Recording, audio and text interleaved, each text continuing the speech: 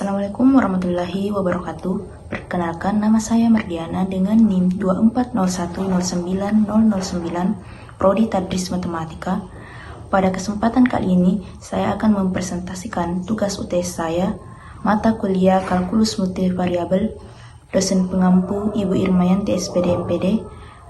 Materi yang akan saya presentasikan yaitu integral lipat 3. Selamat menyaksikan. Nah, baik teman-teman, kali ini kita akan membahas integral lipat 3. Yang pertama yaitu kita bahas terlebih dahulu pengertiannya. Jadi, integral lipat 3 merupakan proses untuk menghitung volume, massa atau jumlah total dari suatu fungsi yang berada di ruang 3 dimensi, yang artinya kita melakukan proses integrasi terhadap 3 variabel sekaligus, yaitu X, Y, dan Z. Jadi, kalau integral tunggal menghitung luas di bidang 2 dimensi, integral lipat 3 ini menghitung sesuatu di ruang 3 dimensi. Selanjutnya kita masuk ke bagian notasi umum integral lipat 3. Notasinya ditulis seperti pada PPT tersebut, di mana integral 3 kali terhadap fungsi X, Y, Z pada daerah W dengan elemen volume kecil dV yang terdiri dari dx, dy, dan dz. Di sini, fungsi X, Y, Z adalah fungsi yang melibatkan 3 variabel.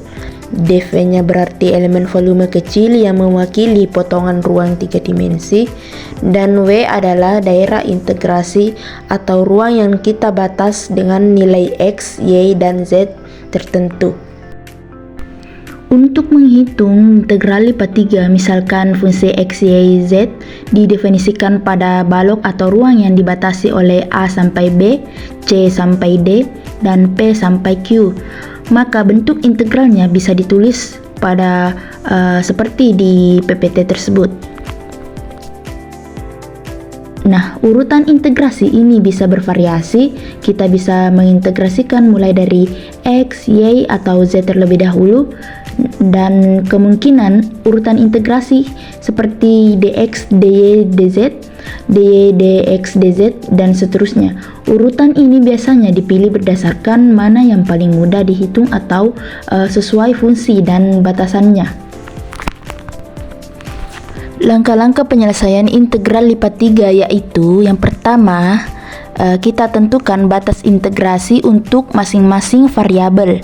Yang kedua, pilih urutan integrasi yang paling sederhana. Ketiga, lakukan integrasi fungsi secara bertahap mulai dari variabel terdalam.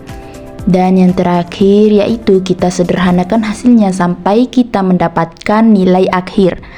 Nah, di sini ada catatan di mana telah kita bahas tadi, untuk urutan integrasi itu bisa kita ubah sesuai dengan bentuk fungsi dan batas-batasnya agar proses perhitungannya lebih mudah.